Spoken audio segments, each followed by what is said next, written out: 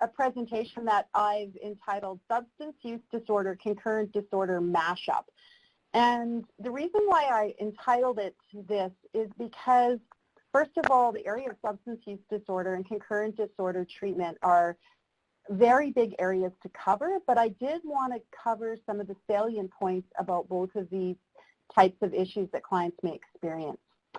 So for those of you who don't know, my name is BarbPapp, and I am with Mental Health and Addiction Services in the Saskatoon area, and I work solely in the area of concurrent disorders and have been with Mental Health and Addiction Services for approximately 20 years. And that seems like a long time, but really working in this area because I'm always re-energized and I'm always feeling really excited to work in this area. The 20 years have gone by really, really fast. I began my career working with young offenders, and at that time I had a diploma in addictions counseling. I was working on my psychology degree, and then I decided I would apply at Calder Center because my first love was always working with clients with substance use disorder. So I applied at Calder Center, got on there casual, then got on part-time, and then eventually became full-time. And one of the things I started to notice about my client group was that many of them that I was working with, whether it be males or females or doing case management or working on shift, is that many of them had mental health disorders as well as their substance use disorder co-occurring at the same time. And I felt like I was missing something, like maybe the care that I was providing to clients wasn't necessarily hitting the mark in terms of the best outcomes that we could achieve with that client group. So I started off by reading this super expensive book from the U of S library, and I still have it on my bookshelf today, and it's called Addiction Psychiatry. And I remember it was like $100. So 20 years ago, buying a $100 book about concurrent disorders was a really big thing for me. But I thought, okay, I'm going to invest in this, and I'm going to read this book, and then I'm going to know everything I need to know about working with people who have both issues. Well, lo and behold, as we all know, it doesn't quite work out that way. But that's where my love of working with concurrent disorders as well as clients with substance use disorder alone kind of really took off. So the information I have in this presentation is really a mashup of both schools of thought. And I like to look at substance use disorder, concurrent disorder, and mental health disorders as their own unique places in terms of literature and evidence-based practice. Because we do have a lot of information about evidence-based practice with substance use disorder as well as mental health disorders. And then kind of the third category that I see is that of concurrent disorders. So I like to conceptualize concurrent disorders as its own specialty because there are some subtle nuances that do take place with clients who are dealing with both mental health and substance use disorders. So without further ado,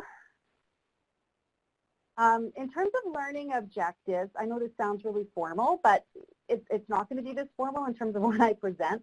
But the first learning objective is just to have everyone appreciate the various risks for the development of a substance use disorder. Also appreciate the 4 symptoms, specific symptoms that we can look at in terms of screening for a substance use disorder. And then lastly, identify the relationship between substance abuse and mental health conditions and their symptomology. So that's what I'm going to try to cover in the next little bit.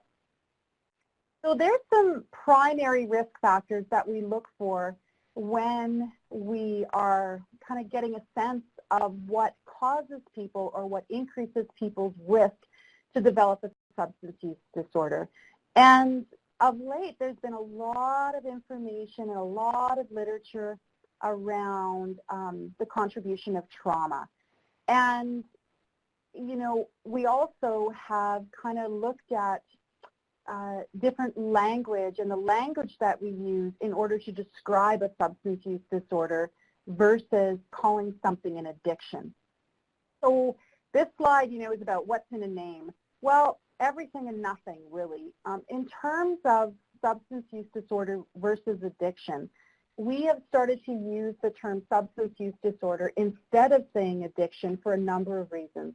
One is that when we use the term addiction, most people think about a severe substance use disorder, And it does conjure up in many people's minds the idea of somebody who has a very, very severe problem with substances, whatever that looks like, and is maybe end stage, is experiencing extreme life difficulties. Whereas we know that really substance use disorder can be put on a continuum. So we know that there's some people who have a mild substance use disorder, others who have a moderate, and also those who have a severe substance use disorder. When we take a look at these various kind of different categories that we can use to conceptualize substance use disorder, we need to keep in mind that early intervention is most important.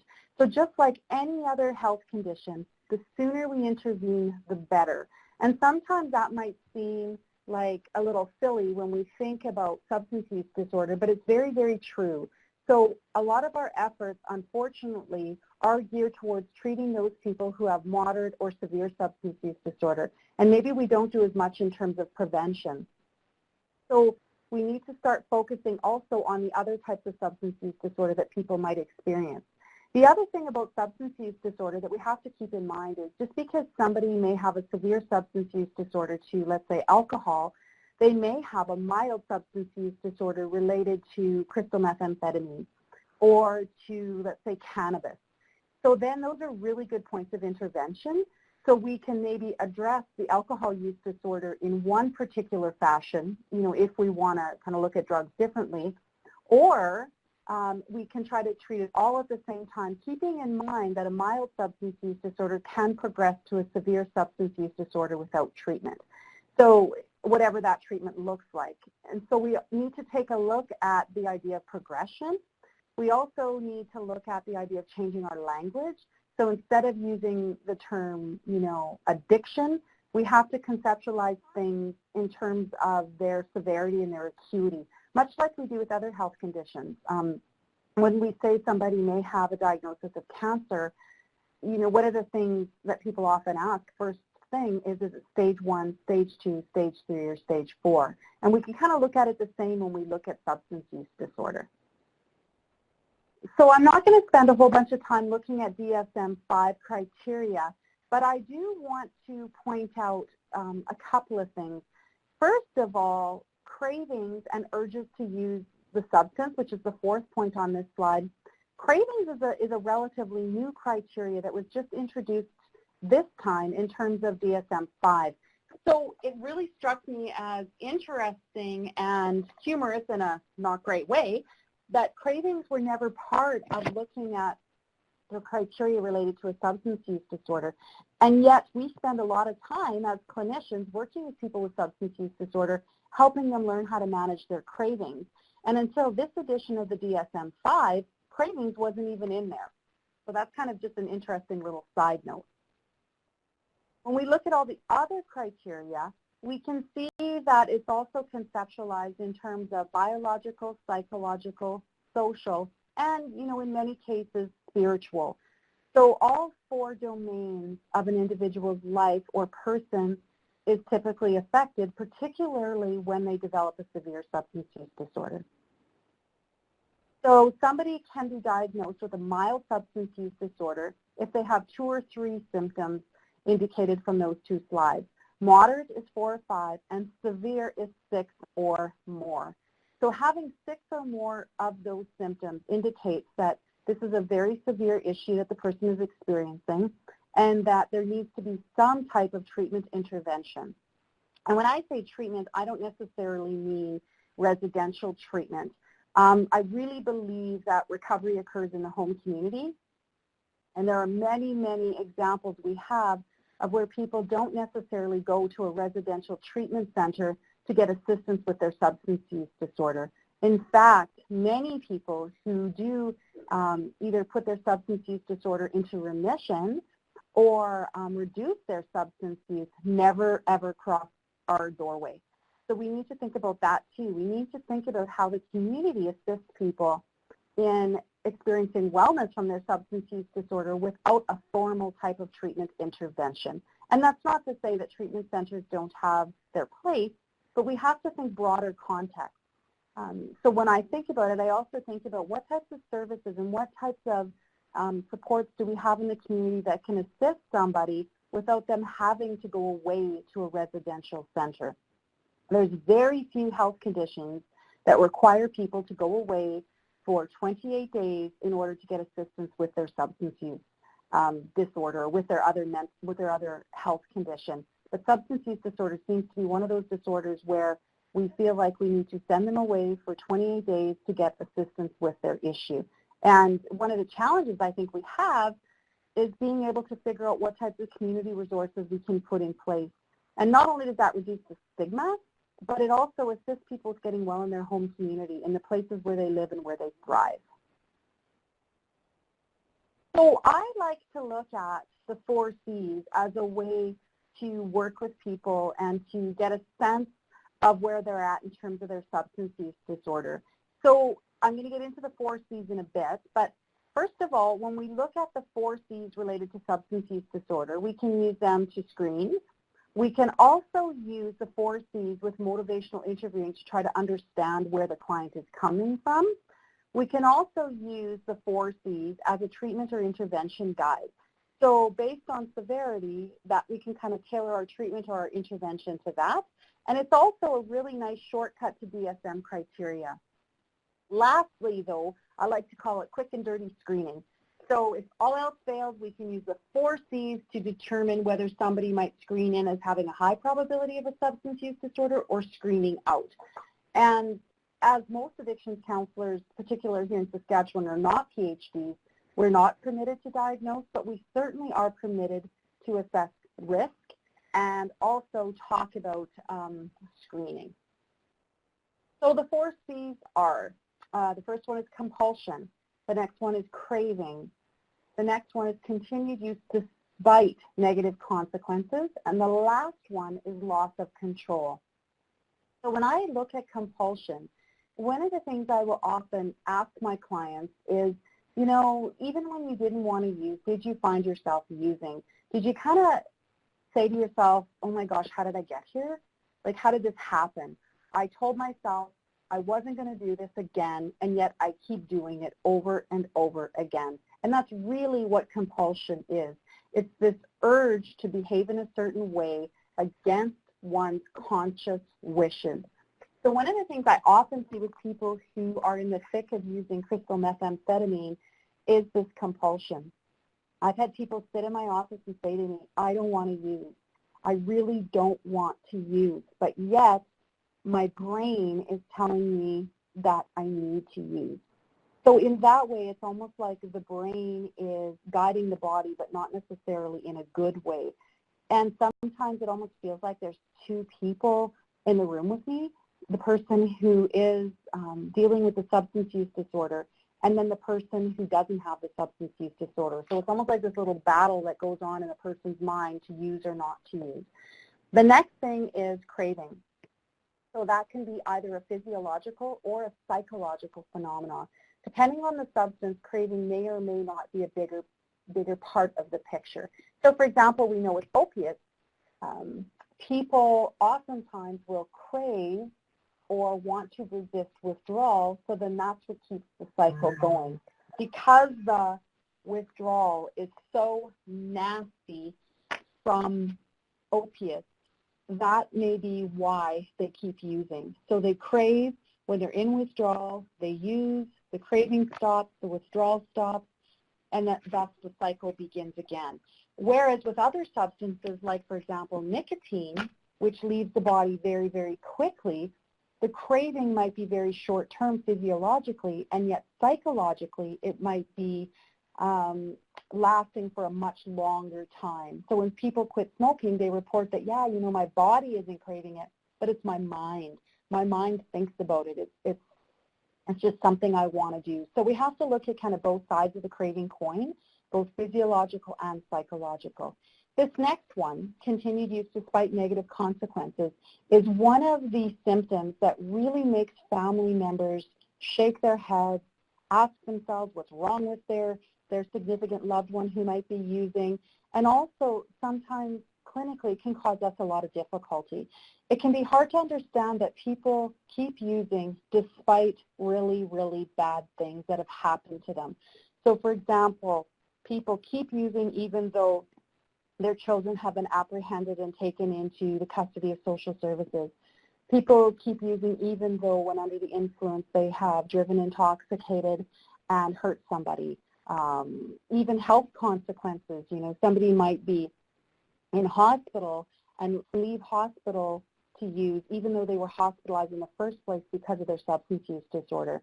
And I'll get into that in a little bit, but namely, one of the things we need to know is that people keep using despite negative consequences because A, they've lost control, which is the fourth criteria, and B, their brain is hijacked by the substance. The substance really works on the pleasure center of the brain, and when that part of the brain is hijacked, it's really hard to reason with it. I often tell my clients that we cannot reason with a hijacker, and that's what happens when people are in the thick of using. It can be really, really hard to try to reason your way out of it. It can be done, but it certainly requires a lot of work. Sometimes people also don't connect the consequences directly to their substance use. And when we think about stages of change, that can be one of the issues too. You know, a person might be in a pre-contemplation stage of change where they don't even recognize that they have a problem. So everybody else can see the problem but them. And that's when continued use despite negative consequences also happens. The next one is loss of control. So it can be important when we're screening for loss of control to ask the clients about the big picture. So when they have been using, have they ever been able to control their use or cut down on their use or modify their use for long periods of time with success and without white knuckling it? So when I ask about loss of control, I'll say to people, okay, I don't want to know just about maybe a couple of days or even a week. I want to know about the big picture, because the big picture is really what tells us whether somebody has loss of control or not. Loss of control is not this temporary thing, or rather it is a temporary thing. People can lose control for a temporary period of time and then appear to gain control over their substance use. But when we look at the big picture, it'll really give us a sense of whether this loss of control is more of a permanent type of situation or whether it's something that's kind of episodic. So also when looking at loss of control, we can look at maybe they switch substances, maybe they're modifying when they use, maybe they're modifying how much they use, maybe they're trying to put controls into place like saying, okay, I'm going to go out on a Friday night and I'm only going to have 5 drinks, and the next thing you know they've had 10 and they've had a blackout. So that's an example of loss of control. Another way to frame is I'll say to clients, you either have control or you don't. It's kind of like if you're pregnant, you're either pregnant or you don't. I have never heard somebody say, well, I'm kind of pregnant. It's one of those things, you either have it or you don't. So that's one way to also to look at it. So I do have a YouTube clip here from Dr. Nora Volkow. And she is I think her title is Executive Director of the National Institute of Drug Abuse, and it's out of the United States, and she has done amazing research around the effects of substances on the brain and how addiction really lives in the brain. So there's TED Talks she's done, there's this little clip that I have downloaded, and you can go ahead and take a peek at that, and really it just talks about how the brain gets hijacked by the substance. And basically the reward and pleasure center gets hijacked. So I did say I was going to get into risk factors related to substance use. And the reason why I like this slide is because it shows that there are many different types of risk factors. And as I mentioned earlier, trauma is really getting a lot of attention right now, and the effects of trauma to increase risk of developing a substance use disorder. But I also think we need to take a look at all the other risk factors. It's kind of like with cardiac illness. We can't say that eating bacon causes cardiac illness. There may be some influence of eating bacon to cause heart disease, but we can't say definitively that that's the reason why. And it's just like with substance use disorder. We can't say that there's one particular thing that's going to increase the risk of somebody developing a substance use disorder. And if we just focus on one thing, then we're kind of missing the boat about all the other interventions we could be doing. So as an example, we do have biology and genetics as contributing. So we know that substance use disorder runs in families. We also know that men are more likely to develop a substance use disorder than women.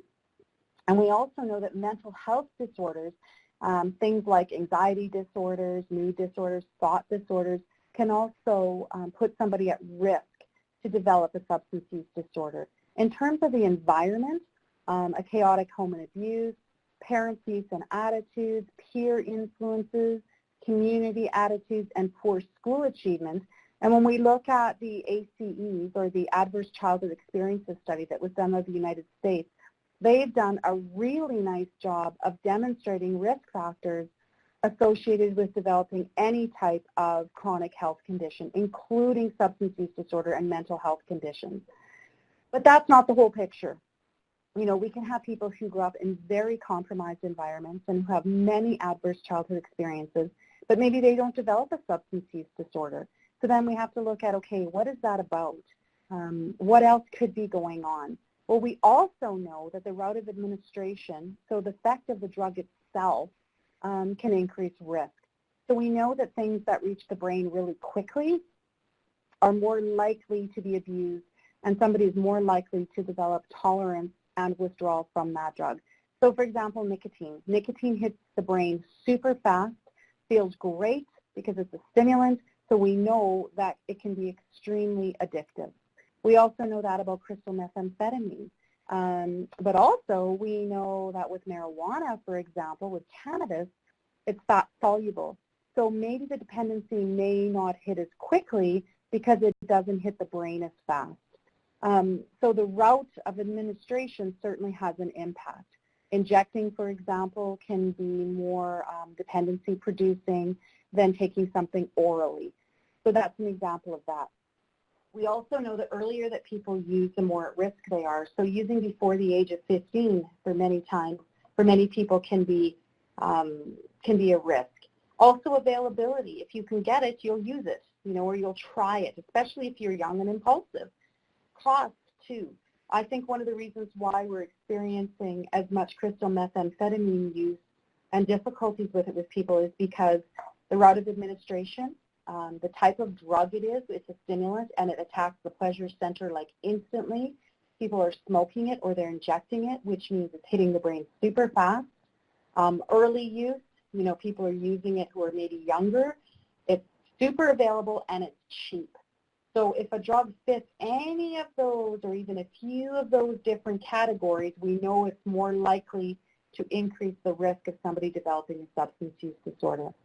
Now, the other thing about substances of abuse is that they do lend themselves to certain brain mechanisms, which is typically the pleasure center of the brain. So when the pleasure center of the brain is involved, we know that we will do those behaviors over and over and over again, because many of those behaviors related to our pleasure center are those that are related to our very survival, like drinking water, like eating and procreating. And unfortunately, substances of abuse are really, really good at attaching themselves to that area of the brain. Now, I am not a neuroscientist, so I sure hope everything I've shared so far is as accurate as possible. If not, I'm going to apologize. So we know that over time, people start with maybe experiencing that high. And this is a perfect example of how stimulants work in the brain.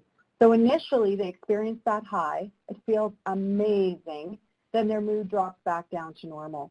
Then they experience the high again, and this time, their brain goes down a little bit more than normal, or their mood, sorry. And then over time, with more and more and more using, they get to the point where their mood can be very, very low, and they can appear as though they have almost a depressive symptomology.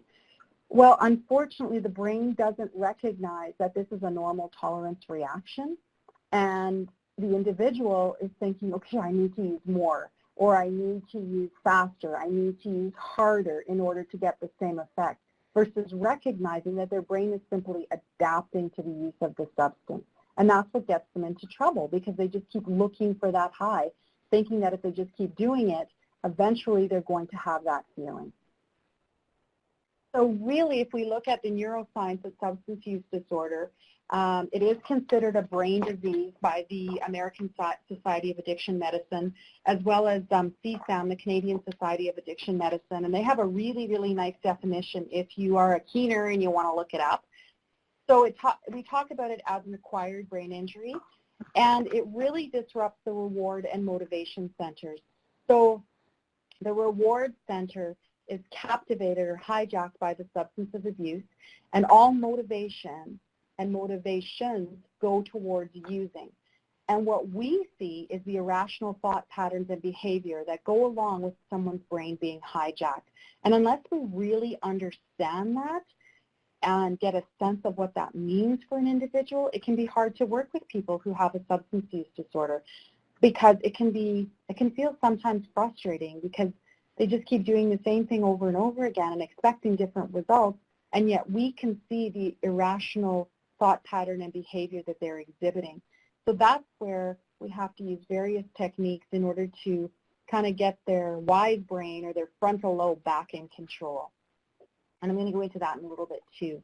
So I also have this little video that's from the internet about Nuggets, the poor little birdie that develops a substance use disorder. And it's really good in teaching videos. I use this with clients and professionals actually to demonstrate the various symptoms that are related to a substance use disorder. So it demonstrates tolerance, withdrawal, continued use despite negative consequences. It also demonstrates the high and then what happens over time as the bird can't get as high as it wants to get. And I just really like it because it's a nice way of pointing out different symptoms. So now what I'm going to get into is some of the relationships between and within substance use and mental health conditions. And I facilitate a concurrent disorders group on Friday afternoons. Sometimes we get anywhere between 25 and 30 people attending. And we have come up with, and the clients really like it, is we talk about the M's. So the M's are a big thing in our concurrent disorders program. And I'm not sure why I have Snuffleupagus on there, but I just think he's so cute. So, you know, I needed a graphic, so he's the one. But just to let you know that today's slide is brought to you by the letter M. So mask, mimic, make, and medmuck. So the first thing I want to discuss is that substances of use or abuse can mask mental health symptoms. So what I mean by that is sometimes we'll have these clients we work with who will maybe stop using for a period of time, and instead of feeling better once the substance has left their body, they start to feel worse. And sometimes what happens is they disengage in treatment. They maybe are, you know, in and out of treatment services, whatever that looks like. They can't maintain any type of treatment gains. Their outcomes seem to get worse when they stop using. Sometimes we'll look at their chart and go, wow, this person has accessed a lot of services over time and has also worked with a lot of clinicians, but there's something going on here that we're missing. And sometimes what we see is that what we're missing is the substance use has masked their mental health condition. So it's almost like the substance is like a blanket over top their mental health. And then when the blanket is taken away, the mental health condition appears. So what we will see with people who are like that is they might go to detox and they start to get worse instead of better. They may be, if they have a depressive type of disorder, either substance abuse or due to withdrawal, whatever it might be, is they maybe don't have any motivation. They're not attending meetings, if that's something that they really like to do. They're reporting that their sleep is really bad. The guilt is really affecting them. They're ruminating. They maybe are having a really difficult time managing their stress. All of those types of symptoms. Well, what it could be is that the substance has masked their mental health condition that they never knew they had, or maybe one developed alongside of their using. Because we do know both issues are primary, but they can also develop at different times. So just because somebody may not have a substance use or have a mental health condition when they start using, that doesn't mean they won't necessarily develop one over time alongside their using. Another thing we know is that substances can mimic mental health conditions. So, for example, and crystal meth just comes to my head because it is, quite a big issue here in our community. When people are using crystal methamphetamine, they can look like they have a diagnosis of a primary psychotic disorder like schizophrenia.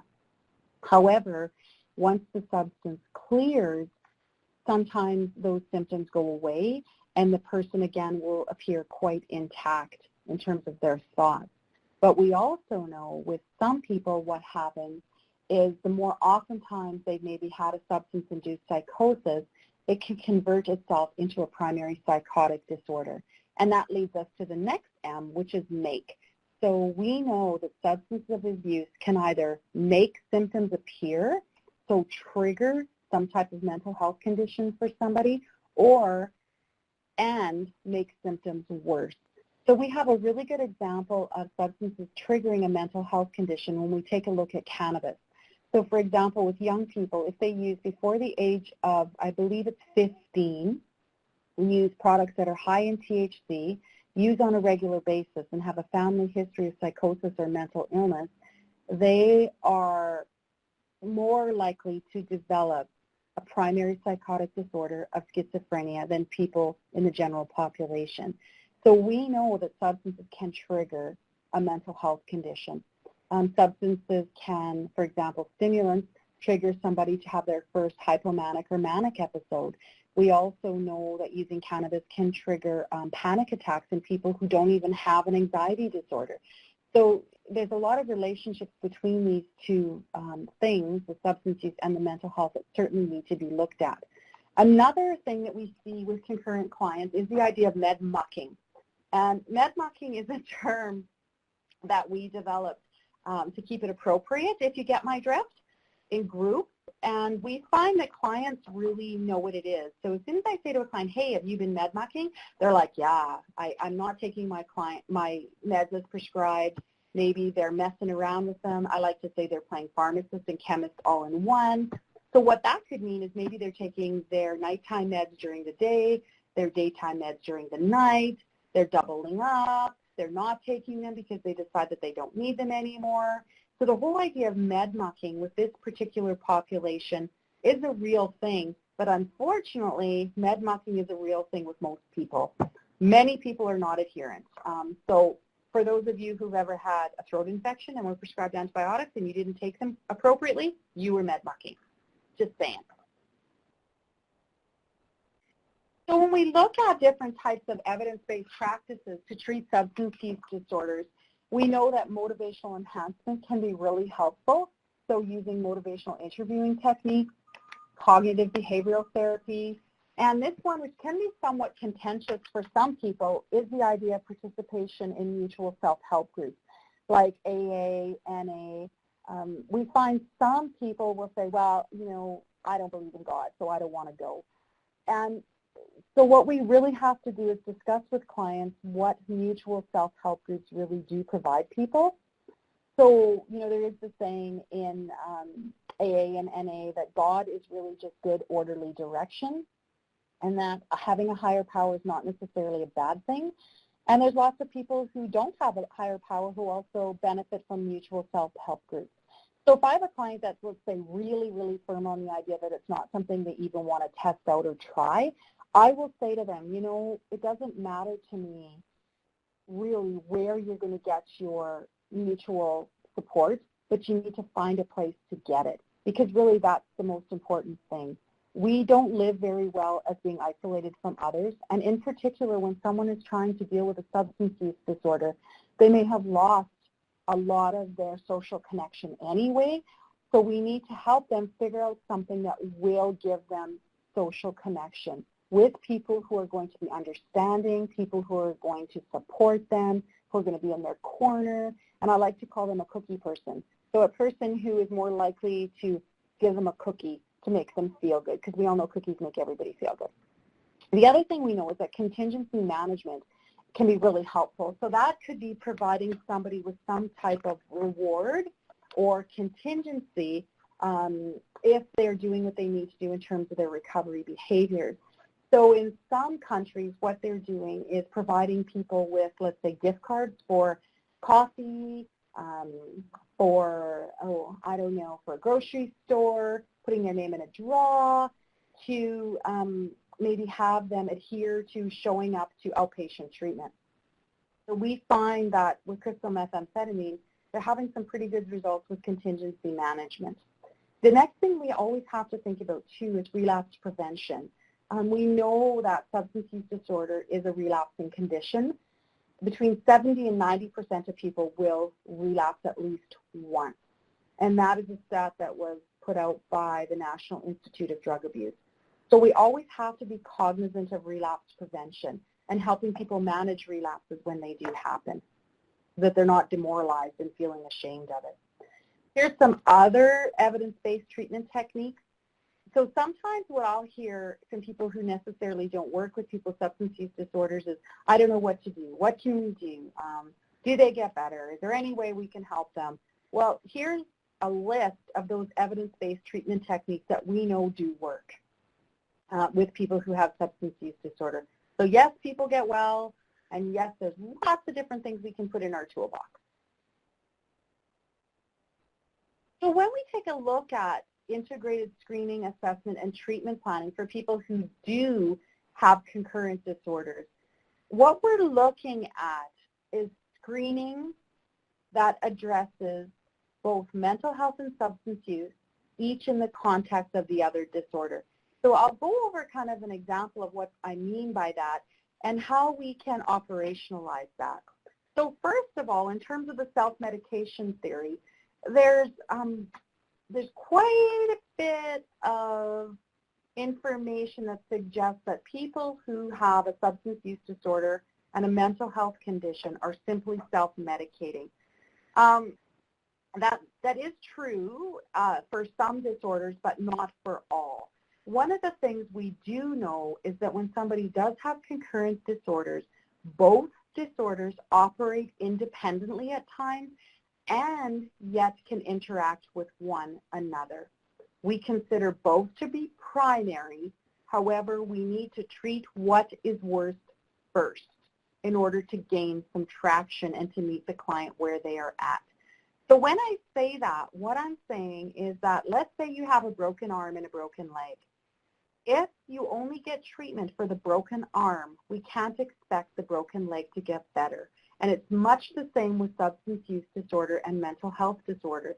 If we only treat one, the other one isn't necessarily going to get better. It may get a little better, but we certainly will not get those longer-term good outcomes with people unless we're treating both.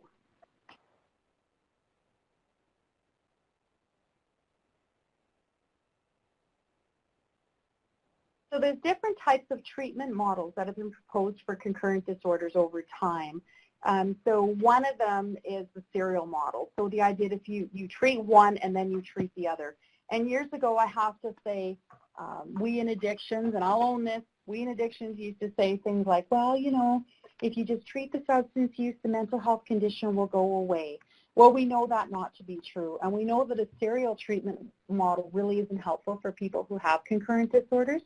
All it does is teaches them to bounce back and forth between different services without getting adequate treatment in either one. The next one is the idea of a parallel treatment model, and that's where one condition is treated in one place and the other is treated in another place, but they may be being treated at the same time and the clinicians aren't talking with one another. So what this can cause is some real confusion with the client. So for example, I might be giving the client information about the use of benzodiazepines with an alcohol use disorder and how they're contraindicated. And maybe the client is getting treatment for an anxiety disorder and they're using benzodiazepines as a PRN, so an as-needed basis, and then maybe that's activating their craving to want to use alcohol. So if we're not communicating, if us as clinicians aren't communicating with one another, the client might be really confused and they might be saying, well, yeah, but she said I should take my benzodiazepine when I have symptoms of panic. But then you're saying that that's contraindicated because I have an alcohol use disorder. So we have to be on the same page. And so the difficulty with parallel treatment is that we as clinicians may not be on the same page. So we might be providing some inconsistent messaging. The next type of treatment model is integrated, and that's where we treat both conditions at the same time in the same place. So same place, same space is kind of the best way to understand integrated. And the trouble with that is it can be very expensive because then you have to have clinicians who are trained in each other's discipline. So then you may have an addictions counselor who maybe also is a psych nurse or a psychiatric nurse who also has training in addictions or whatever, an RN or a social worker or whoever the staffing complement is. So integrated can be difficult, but it is doable. The next type of treatment model, which really is one that's been kind of looked at by the Mental Health Commission of Canada, is that of a collaborative care model. And within collaborative care models, both service providers have a vested interest with the client in terms of the treatment planning, and they work together with the client to determine what type of treatment plan would be the most efficient and the most helpful in terms of outcomes. So this might be a way of formal linkages between programs or formal linkages between service providers. It might be the client acting as the kind of meeting organizer where the clinicians come together with the client on a regular basis to work on the treatment plan. It might be where the treatment plan is so firm that each person who's involved with the client knows exactly what they need to be doing with the client, and the client is aware.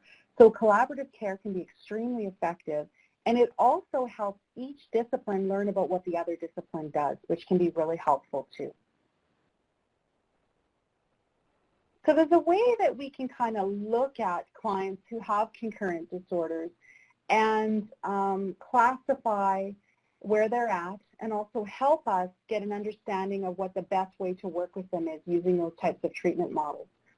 So it also helps us with continuum of severity. So a fellow by the name of Richard Rise developed this typology, and it's basically, and Skinner, it's basically a quadrant model.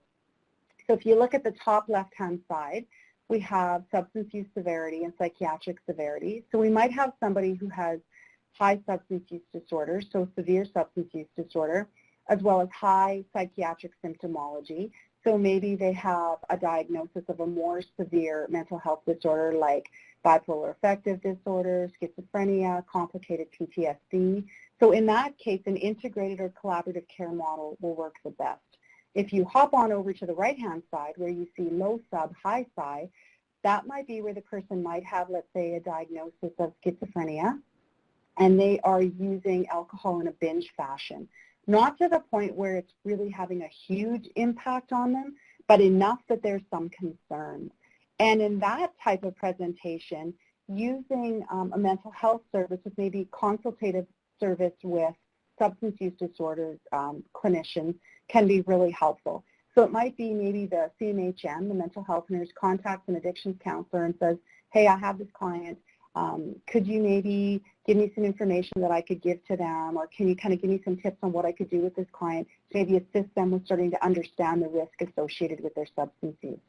Now, if we go to the bottom left-hand side, we have high sub, low psi. So this would be where somebody who has a severe substance use disorder maybe experiences psychiatric symptoms when they're using or when they're in withdrawal. So for this type of person, the substance use disorder clinician can certainly deal with that in consultation with maybe psychiatry, with maybe a mental health nurse, with maybe somebody who works in a mental health clinic, to kind of suss out what might be going on and to also provide the client with some support. And then if we look at the right-hand side, bottom, we have low sub, low psi. So this type of person usually won't even reach our doors because their substance use is not as acute and severe as maybe someone who has a moderate or severe substance use disorder, and their psychiatric symptoms are maybe just more manageable in the community, maybe with a primary care physician or in consultation between mental health and substance use disorder clinicians. So these four quadrants, it's not that we want to put people in boxes because it's not a black or white thing, but it is kind of a nice way to get a sense of, oh, okay, you know, this person seems to have a severe substance use disorder, and oh, you know, it's when they use that they become suicidal. But when they're not using, they're doing okay. So then that's where we can take a look at, okay, maybe we need to do some safety planning around their substance use disorder. so that they don't get into a place of feeling suicidal when they're in withdrawal or when they're using. So we can use this as a way to kind of guide us, not necessarily tell us exactly what to do, but it can certainly guide us. So as you can see, when we look at concurrent disorders treatment and interventions, it's often a balancing act between addressing the mental health symptoms and the substance use disorder symptoms and maintaining that balance back and forth. Oftentimes, if we forget about one, the other one will remind us that it's still there. That's just how it works. And sometimes we can't even tell what's what. It might be, okay, is this mental health? Is this substance use? I don't know what this is, but this is not good. So that's where our interventions might not be geared towards both specifically, but it might be just helping a client experience greater wellness. It just really depends on what the client presents with. So I wanted to put in an example of treatment planning that related to social anxiety and substance use disorder. Many of our clients in our concurrent disorders program experience anxiety and mood disorders, and in particular, we see a lot of social anxiety. So remember early on when I said that self-medication theory or hypothesis is only part of the picture? Well, here's an example of where the self-medication theory really does hold true in the literature. So we do know that people who are diagnosed with an anxiety disorder of any kind and a substance use disorder, oftentimes the anxiety disorder came first. So what we see, and that's about 80% of the time actually, whereas with other disorders, we don't see that. So with mood disorders, we don't typically see that the mood disorder came first. With thought disorders, we don't see that. But social anxiety and substance use disorder are perfect examples of how maybe the social anxiety disorder came first. The person learned that using a substance could certainly help them manage the anxiety disorder so that they could maybe go out and socialize with their friends and go to parties and that type of thing. And then what happens sometimes is the substance use starts to kind of take hold in the brain, and the brain really starts to like that association and like that feeling. And then maybe they develop a more moderate substance use disorder, and then maybe over time they learn that drugs other than alcohol really do assist with the anxiety disorder and feeds the substance use disorder. Then they end up with both the anxiety disorder and the substance use disorder occurring at the same time. So if we were to provide an integrated type of treatment plan with somebody who has social anxiety and substance use disorder, here's some of the things that we would take a look at. We would want to look at medication adherence. So how adherent are they? Are they med mucking, and what does that look like? We would need to explore with the client the difference between medications and using substances of abuse, because we do find oftentimes that people, especially when they decide they don't want to use substances anymore of abuse, they struggle with the time frame that it takes for medications prescribed to actually work. So we need to address the time factor with them. We need to teach them about the quick fix versus the long haul. I often say to clients, this is a marathon, not a sprint, and it's going to take time for the brain to adjust to using medication rather than substances of abuse. Substance use disorders want people to have the quick fix. They want that immediate gratification where they can experience the anxiety to totally go away, and then they're good to go, which isn't helpful, because then it just reinforces the connection between using and experiencing a reduction of anxiety. We also need to teach them how to manage cravings. So rating the cravings and the anxiety states in social situations, because maybe what they think is anxiety related to a social situation is really the substance use disorder and the craving that's taking place. So having them get a sense of what that looks like for them. We also want to avoid the use of benzodiazepines, so all the PAMs, unless it's very, very well supervised, because people who are prescribed benzodiazepines who have a diagnosis of social anxiety disorder are much more likely to med muck with them because they want that instant fix. It's also really, really hard to get people to do exposure practice with social anxiety when they are using a PRN for that anxiety. So, for example, in our program, we really try hard to get people to be okay with feeling some anxiety, riding it out, doing exposure practice, doing deep breathing, do whatever they need to do in order to maintain their attendance at the group. We give people permissions. We say, you know what, if you need to go, that's totally okay. You don't have to stick around for the whole group, but please don't leave the building. Go into the waiting room, take a couple deep breaths, come back in, and try to avoid taking a medication to decrease that anxiety state, because it can be helpful to try to ride the wave. We know that exposure practice with medication and CBT works very well for social anxiety as well as substance use disorder.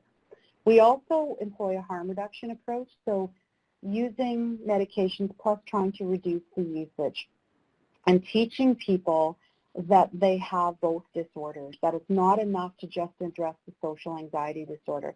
I remember years ago in working with somebody who had social anxiety disorder, and when we really started to address the social anxiety disorder, what happened is the person was able to use more. And they were able to use more because they were less anxious about going into social situations. So our treatment of the social anxiety disorder actually had the exact opposite effect on their wellness with their substance use disorder. So it's something to always keep in mind, because even though the social anxiety disorder is addressed, that doesn't mean they're not going to maybe want to use, because using feels good. People use for all kinds of reasons, not just to treat their anxiety. So we can also, help people understand that anxiety states also need to be treated in withdrawal, and that they need to have some skill management. They need to increase the tools in their toolbox. We also know that there's a very high risk of relapse with substance use, even if somebody is experiencing adequate anxiety treatment, because both are primary. So just because we deal with one, that doesn't mean the other one's necessarily going to get totally better. We also, and I mentioned before, want people to do exposure practice. So anxiety creates avoidance, and substance use can be part of avoidance for people. People maybe want to compare out. So what I mean by that is they may want to not identify with others who have the same condition. They may want to say, well, I'm not like that person. I am not like somebody who is an alcoholic because I don't drink the way they do, I don't use the way they do. But really what we're looking at is helping people compare in. And what I mean by compare in is that they can identify with people who also have a problem with substances and mental health conditions. Because when they can compare in, they're more likely to engage in treatment, to adhere, to feel understood, to feel like they're getting something out of treatment. We also have to recognize that cravings probably and most likely will go up as a result of exposure. So we have to be teaching people cravings management strategies at the same time. We also have to teach clients to not only normalize states of anxiety, because really without anxiety we'd be in pretty big trouble, right, when you think about it, and also normalize cravings. That cravings are a total normal symptom of this type of condition. Just like anxiety symptoms like, pounding heart, sweaty palms is part of anxiety. With substance use disorder, cravings is part of it. Continued use despite negative consequences, loss of control, all of those things.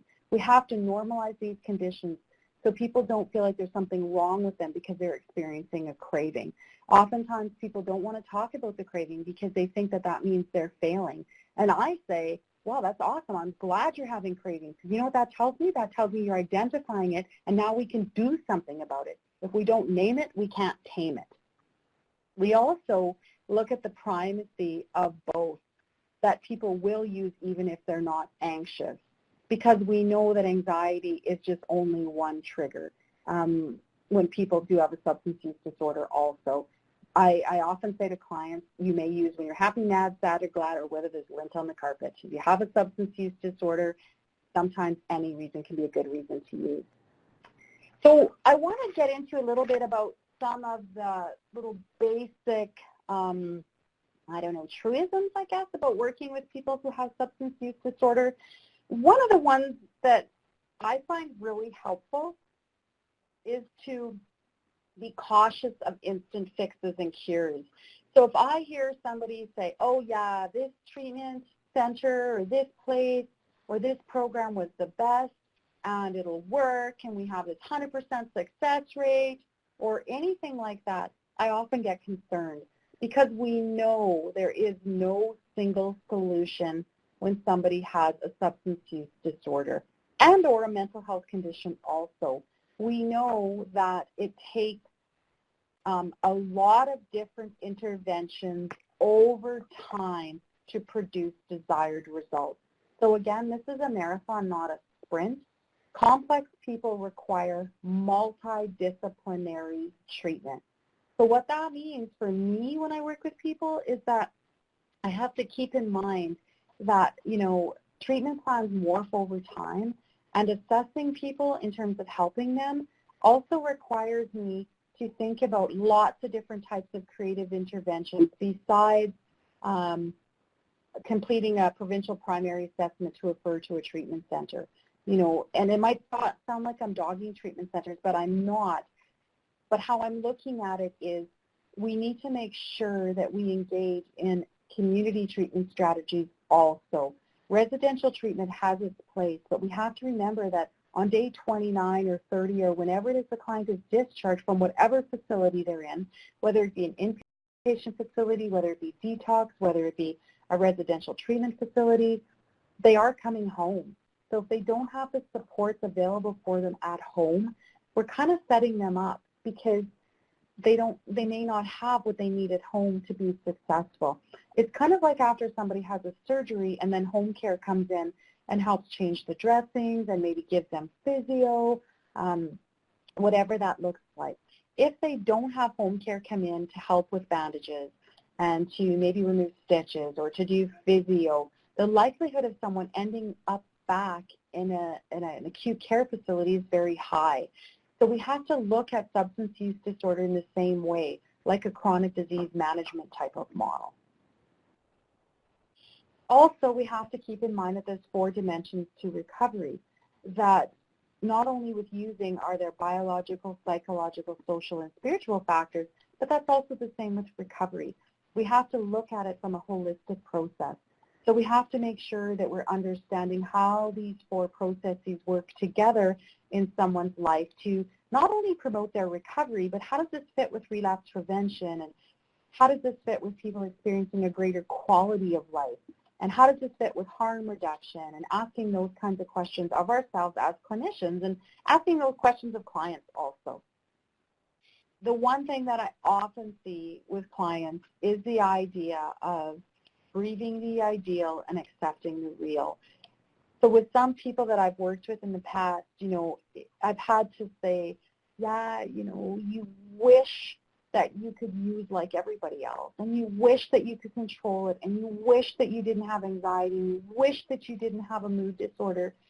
But what is the real? What is the real thing that we really have to accept? And that can be really hard. No one wakes up one day and says, yeah, I want to have a substance use disorder and a really severe mental health condition and end up, staying at an inpatient psychiatric unit and then being on medication for the rest of my life. Nobody wants that. But part of our job as clinicians is to help people grieve that and accept their new normal, whatever that looks like, and to help them understand that although they may not get back to exactly where they were, they can still have meaning and their life can be good and they can have a good quality of life and all of those things. The other thing is that one condition does not excuse the other. So, sometimes people will say, oh, well, I have anxiety, that's why I use substances, or, I have this pain condition and that's why I've used opiates, whatever that might look like. But we have to recognize that having one condition does not mean that the other one is acceptable. What it means is that we have 2 conditions occurring at the same time. We have to work with the client through that to help understand those relationships, and that's, that's part of the work that we do with people all the time. The next thing is around blame and shame, and within our program, we now do one whole session just on shame resiliency, which is part of the work by Dr. Brené Brown. I'm sure many of you are familiar with her work. She wrote the book Daring Greatly. She has an amazing TED Talk. that you can look up on YouTube. And we really find that shame puts people back into using, it puts them back into depressive symptoms, anxiety symptoms, all of that. So we spend an inordinate amount of time helping people understand shame and understanding how to become resilient to shame. That even though they have these conditions which can appear quite shameful, and maybe they've done things that they wish they wouldn't have done and feel ashamed of, that doesn't mean they have to stay stuck in it. And that we all feel shame and that it's normal and it's part of the human condition. But what we can do is learn to be resilient to it and learn how to work with it instead of pushing against it. So really at the end of the day and at the end of this presentation, there's some things that are really helpful. One is just acknowledge that two primary disorders exist and that we need to be taking a look at both, that it's not enough to just look at one disorder or to say, oh, the client's self-medicating. We have to look at both and how they interact with one another. We have to be aware of our own biases. So for me, I have to know who I'm comfortable working with and who I'm not. Unfortunately, I don't do very well with elderly men. For some reason, I am just not able to be objective, and I get really emotional when I work with that particular client. So I know my own kind of limitations, and I try to make sure that I'm aware of it, and I talk about it with my colleagues. I also have to be aware of what types of expectations I'm having about the client. Just because I have an expectation, that doesn't mean that's what the client's expectations are. Knowing my own boundaries, we consistently seek clinical supervision so that we can maintain healthy boundaries where we're not burning out. Being prepared for relapses and not taking it personal. Teaching our clients the safe path. So sometimes that does involve very rudimentary harm reduction strategies, utilizing small steps over time, collaborating, and utilizing balanced care. So I love this Geico guy. I think he's just awesome. So I found this cute little slide. So I want to say thank you, and I sure hope some of this stuff was helpful. Take what you like and leave the rest. And thank you so much, Leah, for organizing this. I really appreciate it. I feel like this was such an honor for me to be able to do this presentation. Thank you.